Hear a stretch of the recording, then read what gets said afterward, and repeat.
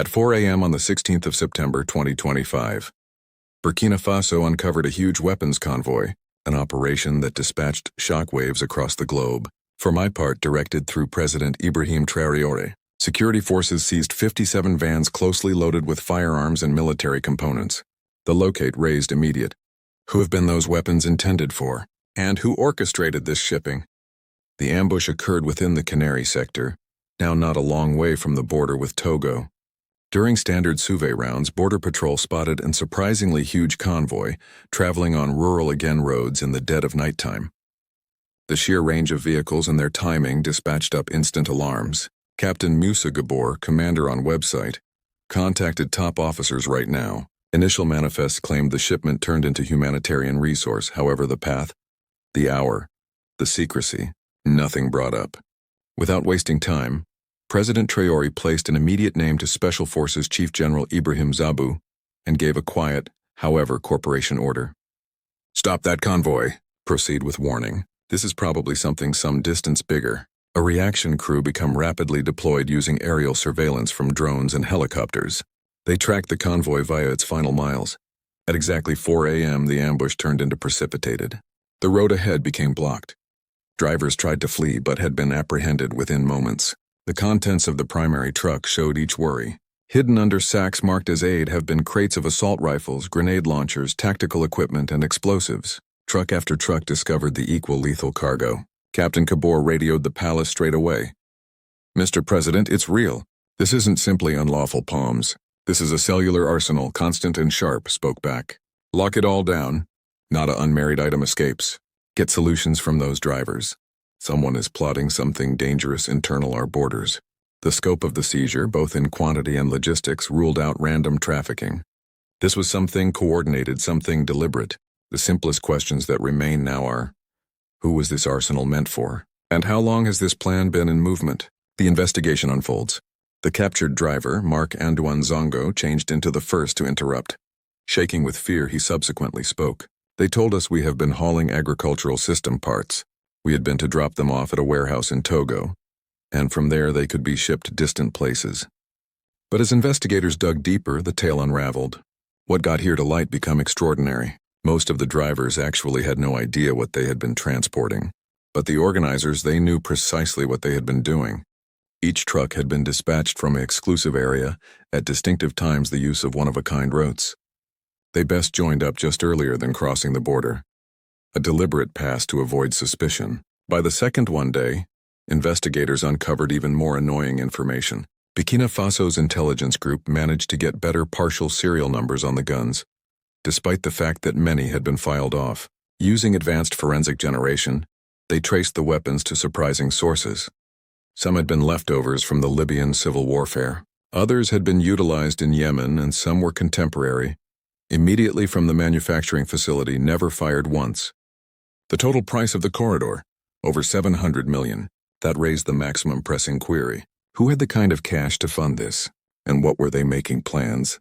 President Ibrahim Traoré right away known as an emergency meeting of the National Security Council. The full stock of the seized arsenal became laid out on the desk.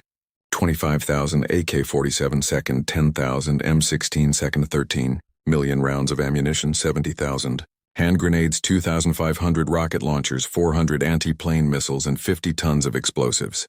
Defense Minister General Sadu was shocked. This isn't always just a shipment. He stated, with this firepower you can invade a whole U.S. Antio Minister Hussein Traoré added grimly, if these guns had reached the wrong fingers, Burkina Faso would be in chaos proper now. Terror companies may want to have launched a long-time period insurgency. Worse, this can have fueled a complete blown coup. President Traoré stood and addressed the room. This isn't random.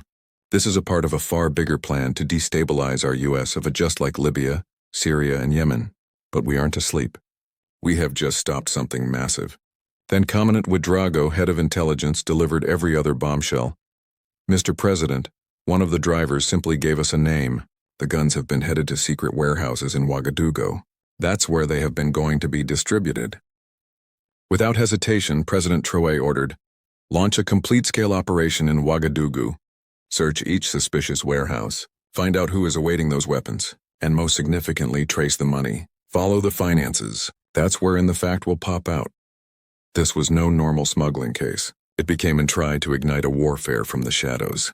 And Traoré would possibly have stopped it just in time. The next day at sunrise, Operation Typhoon commenced inside the capital. Simultaneous raids were performed at 23 distinctive addresses. Weapons had been located in 17 warehouses. Among those arrested have been acquainted names, former ministers, retired generals, wealthy businessmen, and even foreign diplomats. Their not unusual trait: open opposition to the Traoré administration. By the fourth day, the investigation took a surprising flip. One of the arrested suspects, an outstanding businessman named France Bongo, cracked under stress. His confession hit like a thunderclap, slightly capable to talk. He admitted this wasn't just about weapons. The plan changed into set in motion months ago. Foreign powers promised us their aid. The goal become clean: overthrow President Traoré and set up a pro-Western puppet government. President Traoré leaned ahead and requested the million-dollar question: which overseas powers? Bongo hesitated. Then, trembling, he revealed, the planning meetings were held in Accra. Some delegates came from Abidjan. The instructions got here from Paris, and we got the green light from Washington. The room fell into stunned silence. No one moved. Calmly, President Traoré stated, "Go on." And Bongo laid all of it out. Here was the plan. The plan became chilling. Stage terrorist attacks to create mass panic. Use the chaos to mobilize opposition companies. Then, with the assist of traitors within the Navy, release a Navy coup. Even worse, this become no beginner plot. The operation had a call. Operation Restored Democracy. Its finances $700 million, and the 57 vans of guns were best segment 1. Under stress, Francois Bongo dropped greater names, and a few were jaw-dropping. Allegedly concerned have been diplomats from Western embassies, executives at multinational companies, and even officers from global NOS. President Ibrahim Traoré knew the world had to see the fact with their own eyes. He referred to as a nationally televised press convention, one that might cross down in records. Behind him stood a towering show of the confiscated weapons. Viewers at home were taken aback by the sheer scale of the arsenal. He commenced, "My fellow Burkinabe, and to the worldwide community. 3 days in the past, we intercepted the biggest gun smuggling operation in our kingdom's history. But this changed into more than smuggling. It changed into part of a coordinated plan to spoil our U.S. and from inside." Holding up a stack of labeled documents, he continued, "Here is the evidence. 47 vans, $100 million really worth of military hardware. The intention to plunge Burkina Faso into chaos, to pit our human beings against every other, and to put in a central authority that answers to overseas powers, not to our residents." Traoré's voice grew less assailable. "Where did the guns come from? I cannot screen all the information, but recognize this. Imperialist powers still assume they are able to control Africa. They are wrong. We are no longer asleep. We are huge wide awake." Journalists erupted with questions. CNN. Which countries are at the back of this? Traoré. The investigation is ongoing, however, a number of the guns have been synthetic in NATO countries. BBC. Who are the masterminds? Traoré. So some distance, 17 individuals have been arrested, inclusive of former ministers and generals. Informants are talking. The complete truth will soon be acknowledged. Alizar, how will this impact local security? Traoré, this is not just an assault on Burkina Faso. This is an attack on all of Africa. Similar plots are unfolding in Mali, Niger, and Guinea. We have to unite. Russian press.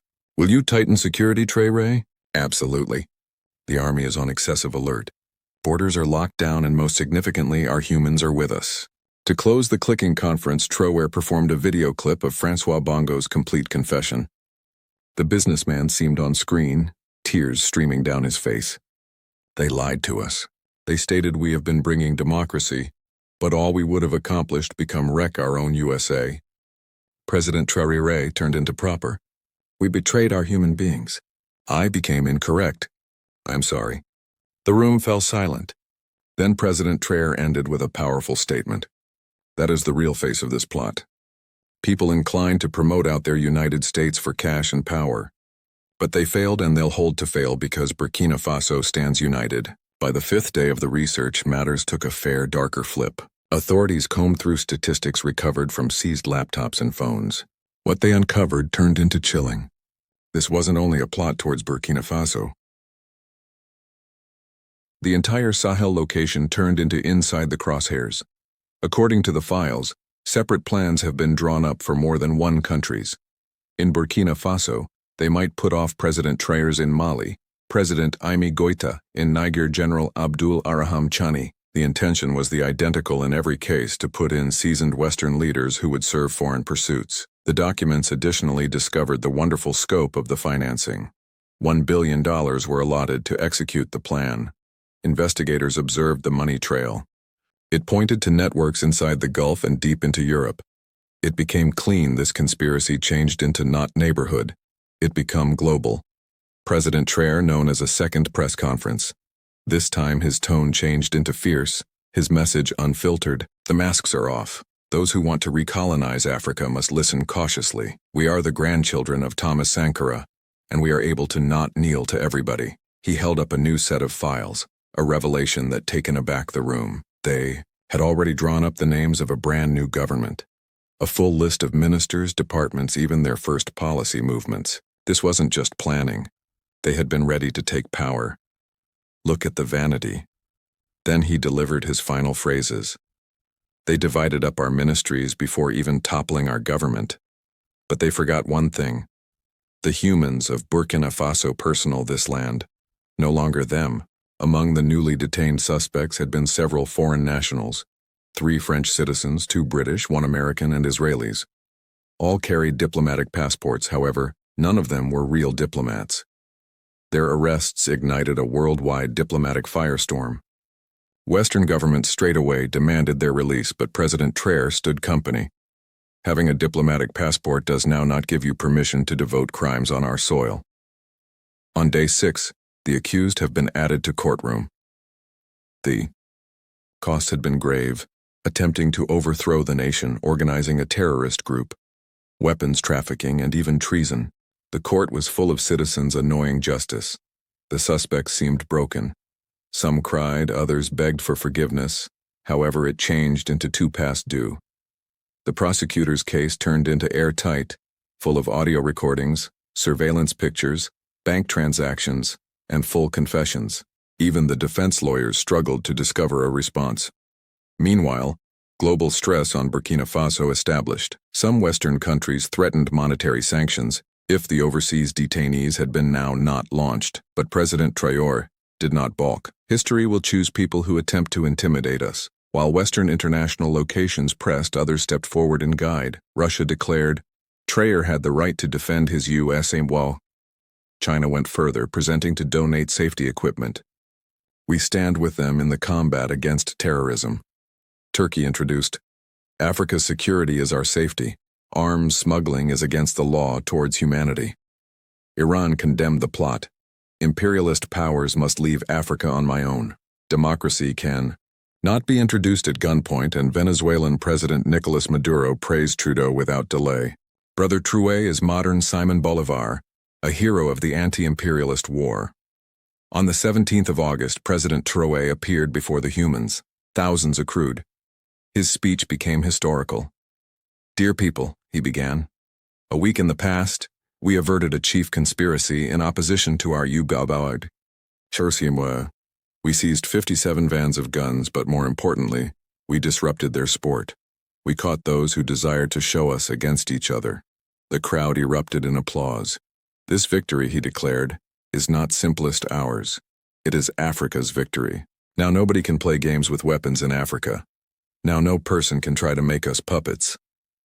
Young human beings kept tempo, chanting, Traoré. Women shouted victory cries.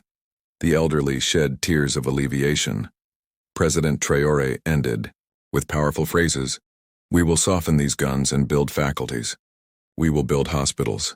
We will remodel gear of demise into gear of lifestyles. This is the actual victory. When his speech ended, the rectangular roared with pleasure. People embraced, kissed, and celebrated. Burkina Faso were saved from a wonderful catastrophe. By the 18th of August, the future of the confiscated guns turned into clean. As President Traoré promised, a few could be melted down and sold as scrap with the proceeds invested in training. Others might be passed over to modernize Burkina Faso's army. The relaxation would be destroyed completely. But this changed into now not pretty much disarming a threat. This second have become an effective symbol of Africa's awakening. Traoré had no longer only seized unlawful weapons, he had reclaimed the honor of a continent. His formidable stand sent a clean message to the world. Africa will write its personal future. Now, as the shock waves of the operation spread across the place, a brand new technology being born. The antique procedures of intimidation, violence, bribery, and foreign interference have been starting to lose their grip. That same evening, President Traoré made another marvel circulate. He referred to as for a large public gathering in Independence Square where some of the confiscated guns would be displayed. Tens of hundreds of people turned up. Many were in disbelief at the towering piles of rifles, rockets, and grenades. An aged guy wept as he stared on the guns. They had been going to kill our grandchildren with those. A young lady crying shouted, "If it wasn't for Traoré, we would already be in a civil struggle." Then President Traoré stepped as much as the microphone, calm, however commanding. President Traoré declared, "This changed into the future our enemies had planned for us, but we stayed alert. We stayed united, and we gained." Then he made a formidable promise that added the group to its FT. "With the cash we earn from melting these weapons, we are able to build 100 new colleges, 50 fitness clinics, and 1,000 kilometers of irrigation canals. Tools of dying will become projects of life." As the group erupted in applause, a large cauldron changed into rolled onto the degree. In front of the country and the world, the primary rifle dropped into the fireplace. The steel melted, then changed into poured right into a mold.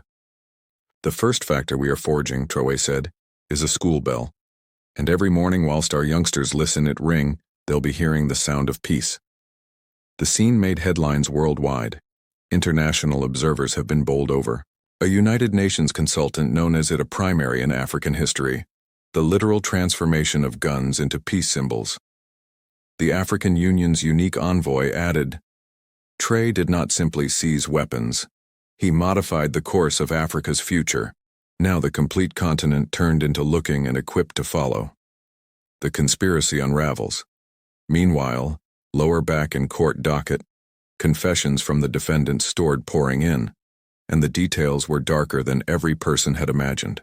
What started as a plot in opposition to Burkina Faso grew to become out to be a part of a big local conspiracy. The starting place of the weapons became finally confirmed. The hands had commenced in Eastern Europe, passed through Libya, and become smuggled south into the Sahel.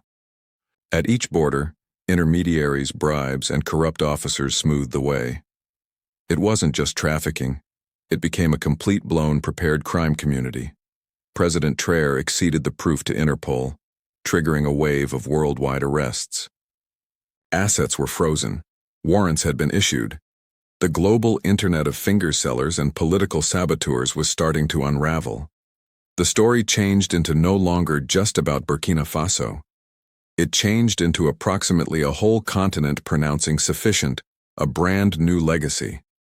With leaders like Traoré rising, and with human status at the back of them, Africa changed into stepping out of the shadows of overseas manipulate and into its personal future. From weapons to school bells, from worry to unity, from silence to resistance. From now on, this day could be celebrated as National Awakening and Victory Day. In each school throughout Burkina Faso, college students could study the story. The lessons of braveness, cohesion, and resistance could be passed down era after era. In his very last speech of the operation, President Traoré proclaimed, "This victory proves that Africa not wishes to rely upon everybody else. We can guard ourselves. We can form our personal future. And most significantly, whilst we stand together, we're unstoppable." What took place in Burkina Faso on the 16th of September became no longer just the thwarting of a weapons convoy. It changed into the dismantling of a sample long endured by using post-TC colonial nations, especially in Africa where sovereignty is proclaimed on the podium, however continuously tested at the floor. 57 vehicles did no longer simply carry arms. They carried an antique global view that African international locations can still be destabilized quietly, not directly without formal conflict. That electricity can nonetheless be exerted through shadows. That silence equals submission. But this time silence did not solution. Ibrahim Traoré did. His selection to confront the scenario head-on, to intercept, disclose, and reframe, marked an unprecedented second in cutting-edge geopolitics. Not as it become dramatic now, not because it became televised, but as it become intentional. And because it refused to comply with the script written for him at some point of modern-day African records. Similar discoveries, if ever made, have been buried, negotiated, away, or spun into confusion. What Traoré did was special. He turned the seizure into a moment of public pedagogy. A second wherein Burkina Faso and Africa greater widely found out aloud and taught the sector and go back. Let's be clear, this turned into no longer just an act of countrywide defense. It became an act of narrative liberation. Instead of feeding fear, the government selected transparency. Instead of retaliating blindly, it transformed aggression into infrastructure. Instead of letting guns sow chaos, it melted them into materials for constructing. What might have been a pretext for authoritarian manipulate became transformed right into a catalyst for civic harmony. From a geopolitical lens, this moment cannot be separated from broader international dynamics. As the West recalibrates its position in a multipolar global, and as vintage alliances fray beneath new financial and safety pressures, Africa, long viewed as a peripheral actor, is asserting itself not simply through sources, however, through corporation. Traoré's Burkina Faso is now one of the few countries in which rhetoric about sovereignty is being matched with rituals of sovereignty. From intercepting illicit fingers to constructing colleges from melted rifles, each gesture is layered with both symbolic and structural intent. Of path, this tale is not without complexity. Who dispatched the guns? What was the actual goal? How high up do the fingerprints move? These are questions that may take months or years to answer. But possibly the greater instantaneous question is this: what will the rest of Africa do in response? Will this spark a brand new vigilance? Will other nations comply with match in redefining safety as no longer simply safety from warfare, however safety from manipulation? What Burkina Faso did turned into set a precedent not only for defense but for narrative ownership in a media environment in which Africa is frequently portrayed as passive, acted upon in preference to acting. This story cut through. It showed Africa acting with foresight, with cohesion, and with clarity, no longer against anyone, however, for itself. And there lies the quiet electricity of this second. The United States did not just seize weapons. It seized, returned the plot. Burkina Faso taught us that defending sovereignty doesn't always require escalation. Sometimes it requires turning violence into visibility, fear into gasoline, guns into warnings. More importantly, it reminded each its citizens and the arena that peace isn't passive. It should be built, blanketed, and every now and then cast pretty actually from the fire of what changed into intended to destroy you. This is no fairy story ending.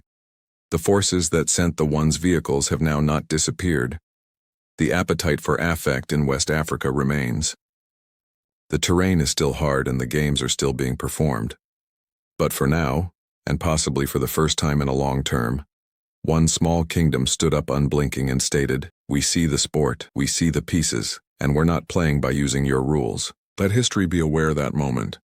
Let the rest of Africa watch closely, because the hearth that melted those rifles can also properly light a new path ahead, one solid no longer in worry, however in purpose.